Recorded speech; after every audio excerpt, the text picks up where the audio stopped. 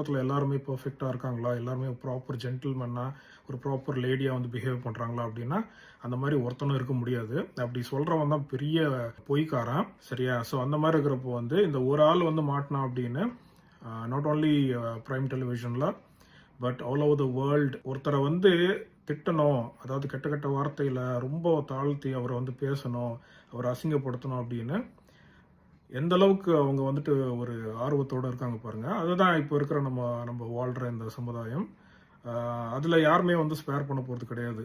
இப்போ யார் மாட்டினாலுமே அவங்கள அதே மாதிரி தான் பண்ணுவாங்க. அதுதான் மாப் மென்டாலிட்டி, இல்லைன்னா மாஸ் ஹிஸ்டீரியா அப்படின்னு சொல்லுவாங்க. ஸோ அந்த மாதிரி பீப்புளோட கொஞ்சம் தூரமாக ஜாகிரதையாக இருங்க. அந்த மாதிரி பீப்புள் நம்மளோட சுற்றிக்கிட்டு இருப்பாங்க, நம்ம வரப்போகிற இடத்துல கூட இருப்பாங்க, நம்ம ஃப்ரெண்ட்ஸாக கூட இருப்பானுங்க சில பேர். பட் நம்ம வந்து நம்ம மனசாட்சிக்கு பயந்தா போதும். நான் ஏற்கனவே நிறைய வீடியோஸில் சொல்லியிருக்கேன். உங்களுக்கு இது தப்பு கிடையாது. இப்போ நான் வந்து ஒரு மனுஷனை சப்போர்ட் பண்ணல, இப்போ நான் போஸ்ட்